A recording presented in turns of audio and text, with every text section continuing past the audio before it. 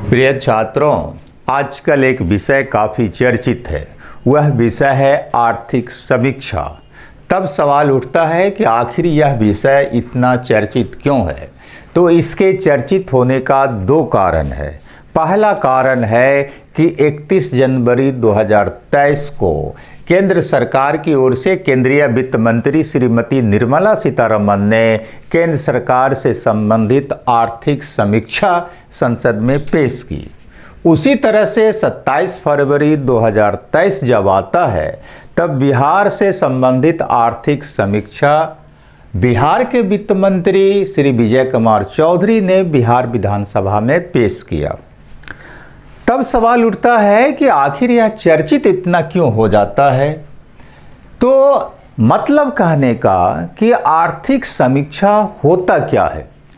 तो आर्थिक समीक्षा के बारे में अगर हम संक्षेप में समझें तो यह कह सकते हैं कि आर्थिक समीक्षा जो होता है वह केंद्र या राज्य सरकार का एक वित्तीय दस्तावेज होता है, फिनेंशियल डॉक्यूमेंट्स होता है। और इसमें पिछले एक वित्तीय वर्ष के दौरान आर्थिक विकास की समीक्षा होती है और इसके लिए कई सेक्टरों का सहारा लिया जाता है। कहने का मतलब कि जैसे उद्योग हो गया, औद्योगिक उत्पादन हो गया, कृषि हो गया, रोजगार हो गया, महंगाई हो गया आदि से संबंधित जो आंकड़े होते हैं उन आंकड़ों का सहारा लिया जाता है। अब है कि आर्थिक समीक्षा जो होता है वह इन आंकड़ों के विस्तृत मतलब डिटेल विश्लेषण पर आधारित होता है। अब तब सवाल उठता है कि ये जो विश्लेषण पर आधारित आर्थिक समीक्षा होता है यह सदन में चाहे संसद हो या राज्य विधानसभा हो कब पेश किया जाता है। तो आर्थिक समीक्षा पेश किया जाता है बजट पेश किए जाने के ठीक एक दिन पहले। मतलब क्या है कि अगर कल बजट पेश होगा तो आज ही के दिन ही आर्थिक समीक्षा पेश किया जाएगा। अब सवाल उठता है कि ये आर्थिक समीक्षा जो होता है उसको तैयार कौन करता है या तैयार कैसे किया जाता है। तो आर्थिक समीक्षा जो होता है वह मुख्य आर्थिक सलाहकार मतलब CEA के देख रेख में वित्त मंत्रालय के द्वारा तैयार किया जाता है। तो वित्त मंत्रालय के द्वारा मुख्य आर्थिक सलाहकार के मार्गदर्शन में आर्थिक समीक्षा तैयार होता है। अब फिर सवाल उठता है कि यह रिलीज कब होता है। जब तैयार हो जाता है तब उसके बाद यह रिलीज कब होता है। तो जब वित्त मंत्री इसको मंजूरी दे देता है तब यह रिलीज कर दिया जाता है, पब्लिश कर दिया जाता है। अब सवाल उठता है कि ये जो आर्थिक समीक्षा तैयार हुआ और रिलीज कर दिया गया तब अगला सवाल उठता है कि इसकी महत्ता क्या है। तो महत्ता इसका कई दृष्टिकोण से है। पहला जो महत्ता है कि यह अगर केंद्र का आर्थिक समीक्षा है तो केंद्र का और राज्य का अगर आर्थिक समीक्षा है तो राज्य का। यह जो है आपको सरकार के आर्थिक स्वास्थ्य का इससे पता चलता है। मतलब केंद्र या राज्य सरकार के आर्थिक स्वास्थ्य का पता चलता है। मतलब क्या कि सरकार के आर्थिक हालात का इसमें लेखा जोखा होता है। दूसरा जो इसका महत्ता होता है कि एक वित्त वर्ष में देश या राज्य में क्या कितना आर्थिक विकास हुआ उसका चित्र, उसका तस्वीर उभर करके इससे हमारे सामने आता है। और तीसरा जो फायदा होता है कि कहाँ कितना इसने जो है सो फायदा हुआ पिछले वित्तीय वर्ष में और कहाँ कितना नुकसान हुआ, ये फायदा जो है इसका पता हमें चलता है। और दूसरी बात होता है कि इससे जो है आगामी वित्तीय वर्ष की प्राथमिकता तय करने में हमें आसानी होती है, मदद होती है कि अब पिछला वित्त वर्ष अगर हमारा इस तरह से गुजरा तो आगामी जो आने वाला हमारा वित्तीय वर्ष है उस दौरान हम कौन सा किस तरह का प्राथमिकता प्रायोरिटी अपना तय कर सकते हैं। तो ये इसकी महत्ता हो जाती है। अब सवाल उठता है कि आर्थिक समीक्षा कब से पेश होता है, संसद में या बिहार राज्य असेंबली में। तो भारत का जो पहला जो है आपको आर्थिक समीक्षा पेश हुआ था वह केंद्रीय बजट के साथ 1950-51 में पेश हुआ था। मतलब क्या कि केंद्रीय बजट के साथ साथ आर्थिक समीक्षा 1950-51 से ही प्रस्तुत होता रहा था और यह सिलसिला आपको 1964 के पहले तक चलता रहा।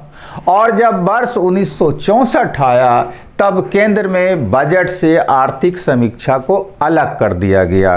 कहने का मतलब कि 1964 ईस्वी से आर्थिक समीक्षा जो है वह केंद्रीय बजट से एक दिन पहले संसद में स्वतंत्र रूप में प्रस्तुत किया जाता है। अब जहां तक सवाल उठता है कि बिहार की स्थिति संबंध में क्या रही है, तो बिहार में आर्थिक समीक्षा को जो है बजट से अलग किया जाता है वर्ष 2006-07 से। मतलब क्या है कि वर्ष 2006-07 जब आया तब उस दौरान पहली बार बजट से पहले आर्थिक समीक्षा को बिहार विधानसभा में पेश किया गया और प्रस्तुत किया गया। तो सवाल उठता है कि बिहार का पहला आर्थिक समीक्षा जब वर्ष 2006-07 में पेश किया गया तो पहला आर्थिक समीक्षा पेश करने वाला कौन सा मंत्री था। तो उस समय बिहार के वित्त मंत्री श्री सुशील कुमार मोदी थे। तो सुशील कुमार मोदी ने ही बिहार का पहला आर्थिक समीक्षा वर्ष 2006-07 में बिहार विधानसभा में पेश किया था। और अभी जो है 27 फरवरी 2023 को बिहार का आर्थिक समीक्षा बिहार विधानसभा में बिहार के वित्त मंत्री श्री विजय कुमार चौधरी ने प्रस्तुत किया है। अब एक सवाल तब उठता है कि बजट से पहले आर्थिक समीक्षा क्यों पेश किया जाता है। तो इसका भी कई कारण है।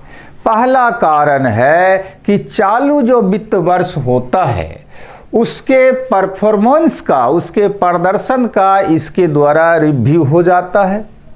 दूसरा जो इससे फायदा होता है कि इसके द्वारा जो बजट होता है उसको बेहतर ढंग से हमें समझने में आसानी हो जाती है।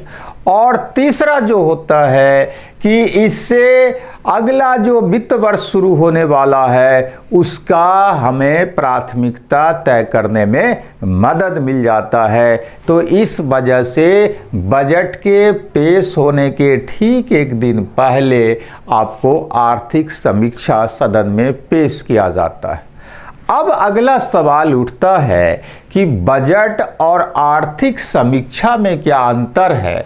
तो जो अंतर है उसको, इसका अंतर का कारण भी एक से ज़्यादा हो जाता है। वह अंतर नंबर पहला जो है वह है कि बजट जो होता है वह आगामी वित्त वर्ष के लिए होता है।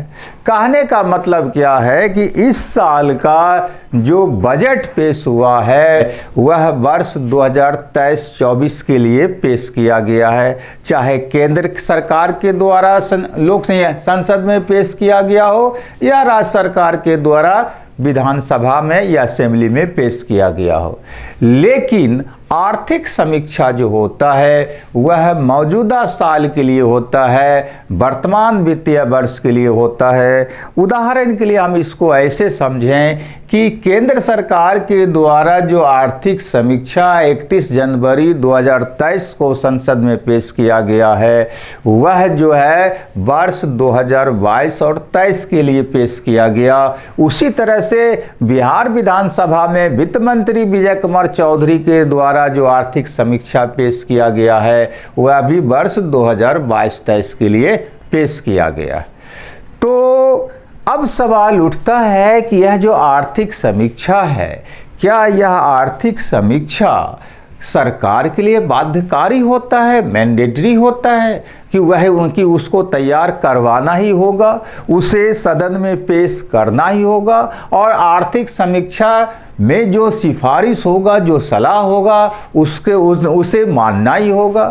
तो उत्तर आता है कि नहीं, न तो केंद्र सरकार और न ही राज्य सरकार आर्थिक समीक्षा को तैयार करवाने के लिए बाध्य है और न ही उसमें जो सिफारिश आता है उसे मानने के लिए बाध्य है या मजबूर है। तब सवाल उठता है कि जब केंद्र सरकार या राज्य सरकार आर्थिक समीक्षा को न तो तैयार करवाने के लिए संवैधानिक रूप से मजबूर है और न ही उसमें दी गई सलाह को मानने के लिए मजबूर है, तब फिर इसका इतना हल्ला क्यों होता है या इसका महत्व क्यों होता है? तो इसका जवाब है कि चूंकि आर्थिक समीक्षा व्यवहार में इतना महत्व रखने लगा है कि उसके चलते सरकार प्रत्येक वर्ष इसे जो है तैयार करवाती है और संसद या असेंबली में प्रस्तुत करवाती है और इसमें जो सलाह होता है उसको मानने का प्रयास भी करती है। तो आर्थिक समीक्षा से संबंधित ये सारे जो हैं मुद्दे उठ जाते हैं या सवाल उठ जाते हैं, तो किसी भी एग्जामिनी को इसे समझने के लिए काफ़ी जो है सो आसान भाषा में इस तरह से समझा जा सकता है। अगर ये आर्थिक समीक्षा को समझ लेते हैं तो आर्थिक समीक्षा के दौरान जो भी डेटा पेश होता है उसे भी समझने में आपको आसानी होगा। तो हम कोशिश करेंगे अगले जो है सो क्लास में कि बिहार में जो ये वर्ष 2022-23 का आर्थिक समीक्षा आया है तो उस समीक्षा रिपोर्ट में क्या कुछ है प्रतियोगिता परीक्षा के लिए, तो उसको बताने का हम प्रयास करेंगे। थैंक यू, धन्यवाद।